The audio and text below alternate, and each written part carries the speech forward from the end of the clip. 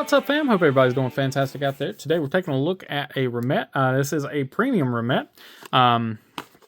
Yeah, this one that we have seen on the channel once before, but in its more budget-friendly version. I talked about in that video a little bit about this particular version. We'll touch base on that again. Well, first we'll go ahead and hit the specs: 2.8 inches, 6.97 overall. 3.38 ounces. They run their M390 at 59 to 61, so 60 plus or minus 1. Fairly standard for them on that. You're looking at $195. You can still find these. They are sold out in a lot of places, but if you look hard enough, you can find them. Frame lock, typical stuff from Remette. They're kind of their pearlescent finish on the blade, and then a T8 hardware all the way around. It's a pretty cool knife, but again, we'll talk a little bit about my thoughts on everything, just in case you missed the first video. Let's jump into the close-ups here. Really cool pivot. I love that pivot design. I think that is a nice little pop of color and some design. Speed holes, you guys know I'm not a fan of them, but that's kind of the theme with this knife. The budget one has them as well. Here you have the orange peel titanium, which is just begging to be anodized. The little party trick for this knife, the reason why it's got the Bee moniker is the stinger there, so you got a little titanium toothpick. Has some really good retention in there as well. You don't have to worry about losing this thing. Lanyard love, no lefty love. Little quarter length backspacer titanium as well, and it is orange peeled as well. Flipper and thumb studs. Flipper is jimped, but it's not great jimping. But that one little jimp there does kind of catch your finger. Really nice pocket clip. I actually enjoy the pocket clip on this knife. It is a little on the thin side, but it does work well, at least in for me with gym shorts. D-shaped pivot. Really nice, well done thumb studs. Of course, titanium frame lock. Your cutouts are pretty well chamfered. Not too bad there. This particular one is perfectly centered. And lockup is good. Go ahead and take a look at the blade here. So you've got that kind of the sheep footy, drop pointy blade here, again with that pearl finish. Forgive the smudges. You guys are probably familiar with the Remette finish by now. No branding to speak of on the knife, which is nice, other than, of course, the pocket clip. Plunge grind is actually done fairly well. You do have a fairly large finger choil here. But the plunge grind, you can see it there. It does terminate, or it starts to terminate rather quickly.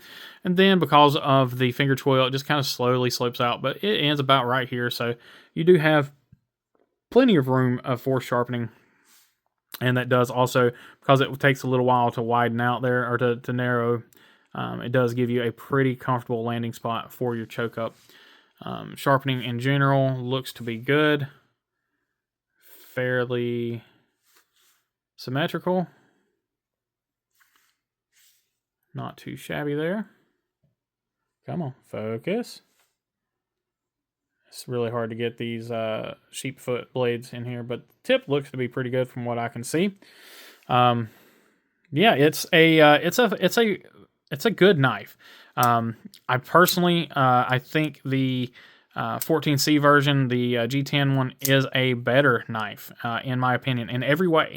For value, the whole nine. This knife is, the titanium version is fine. Don't get me wrong. I just don't think it is, over 3 times the money fine. It's definitely not 3 times the knife that the budget one is, because the budget ones can be had for $60 or less, and they're 14C 28N with G10 and a liner lock, and to me the liner lock is easier to function. It was actually smoother, the one that I messed with, because I have played with this knife before, just hadn't done content on it, and I was kind of unimpressed. But then when I messed with the budget version, I was blown away. So again, it's not a bad knife. It's just, again, for me, I don't, after seeing the budget version and how good it is, I don't think the premium one is the better of the two. Now that being said, if you want it for the for the customization part of it, or you just have to have a premium steel, or you're super bougie or whatever, so be it. Then by all means, if you're willing to spend $200 on it, you're not going to be disappointed, I don't think. Just don't handle the G10 one first. D10 on this one is great. Flipper action works really well. Thumb stud action works really well. The frame lock is pretty easy to get to. I am finding myself wanting a little more access there, but again, it's not horrible. You can see that there. You do have plenty of space in there. It's just again, it's because I've had access to the standard one that I find myself kind of harking back to that one a little bit. But again, if you're if you're into it for the titanium, I don't think you're really hurting by going with this one. Taking a look at our hardware here, I believe, again, I think it's all T8 hardware. Everything's looking good. Let's see, let's go check out pivot. Yeah, everything's looking good. I don't have any issues. That one's got a little bit of wiggle, but that's definitely within acceptable. Yeah, fantastic action on this guy. Like I said, I think the budget one had a little bit better, smoother action, but this one's not. This one's definitely not bad. I could probably do with maybe some skiffs, but yeah, reverse flick's fine. I mean, actually, pretty easily. The thumb studs are done really well. It's the same thumb studs on the budget version, same flipper and everything on there. This is one that you could definitely flipper delete if you wanted to. You've got plenty of room to be able to do that and have no issues there, because the thumb studs just are really that good. Sharpening was done well on this one. It's fairly late in the pass round, but it still feels like it's got plenty of a decent edge on it. It's not going to be razor sharp anymore, but I'm not feeling any nicks or anything like that. No micro nicks or no rolling or anything like that. Not seeing any glinting from the blade. So I think it's done well. And Remette is really doing some fantastic stuff.